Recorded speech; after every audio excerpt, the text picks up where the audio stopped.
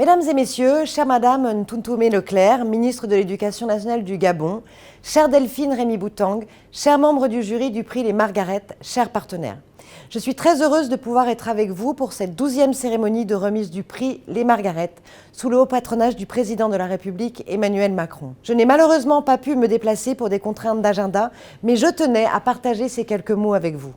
Tout d'abord, pour féliciter l'équipe organisatrice de ce bel événement, le jury et les partenaires pour mettre à l'honneur des femmes exceptionnelles menant des projets innovants. Ensuite, bravo aux lauréates de cette nouvelle promotion 2024, venant d'Europe, d'Afrique, du Canada et âgées de moins de 18 ans. La jeunesse fait preuve d'audace. Ce qui nous réunit toutes et tous aujourd'hui, c'est la volonté d'amplifier la représentation des femmes dans la tech et de faire émerger une nouvelle génération de leaders féminines qui osent entreprendre. Je veux vous assurer mon engagement et mon soutien entier pour une tech plus inclusive et plus paritaire. Nous avons besoin de tous les talents pour façonner la société de demain et des femmes qui relèvent des défis technologiques audacieux. Les enjeux sont autant sociétaux qu'économiques. C'est un combat que mène le gouvernement et que je mène, et ces dernières années, de nombreuses mesures ont déjà été mises en œuvre pour améliorer la place des femmes au sein de nos entreprises et favoriser une culture de l'égalité.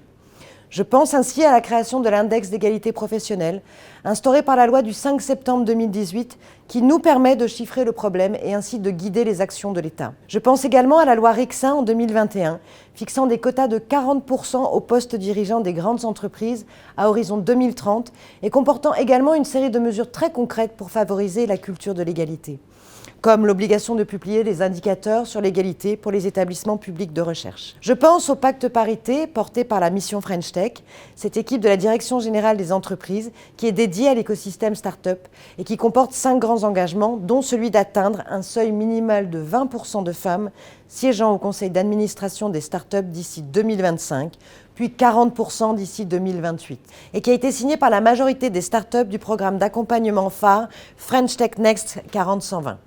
Je pense au plan égalité annoncé il y a un an, avec des mesures ambitieuses telles que l'accompagnement de 10 000 jeunes filles vers les métiers de la tech d'ici 2026, ou encore atteindre la parité dans les filières scientifiques à l'horizon 2027. Mais il reste encore beaucoup à faire, comme le rappelle le baromètre de l'association Sista de juin 2023, dont les chiffres sont parlants. En Europe, seuls 22% des startups créées en 2022 comptent au moins une femme parmi leurs fondateurs. Et 17% des fonds levés vont à des équipes fondatrices comprenant au moins une femme. C'est pourquoi nous avons plus que jamais besoin d'acteurs comme vous pour faire émerger et mettre en avant de nouvelles championnes de la tech. Je vous remercie pour cet engagement admirable et sans faille depuis plus de 10 ans et qui a permis de former près de 10 000 talents et soutenu l'émergence de grandes entrepreneuses de la tech autour de 3 piliers, l'éducation, les rôles modèles et le financement. En 12 ans, la Journée de la femme digitale est devenue un accélérateur de croissance incontournable pour les femmes dans la tech. Je pense aux alumni, Roxane Varza, directrice de Station F, Elena Poincet, CEO de la start-up de cybersécurité Tetris, ou encore à Hakima Berdou, chercheuse au CEA, avec le projet HOPE de création de start-up d'intelligence artificielle dédiée à la santé des femmes, et tellement d'autres qui font la richesse de cette communauté. Des lauréates brillantes rejoignent aujourd'hui les Margarettes.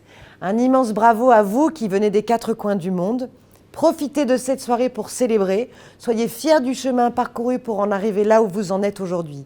Cette distinction vous donnera l'opportunité de faire grandir votre projet en vous permettant de rencontrer les bonnes personnes pour vous accompagner et de grandir vous-même comme femme, entrepreneur, citoyenne du monde. Et ayez conscience que vous êtes vous aussi, mesdames, des rôles modèles qui inspireront les jeunes femmes pour oser innover et dont les projets apporteront des solutions à des défis sociétaux majeurs.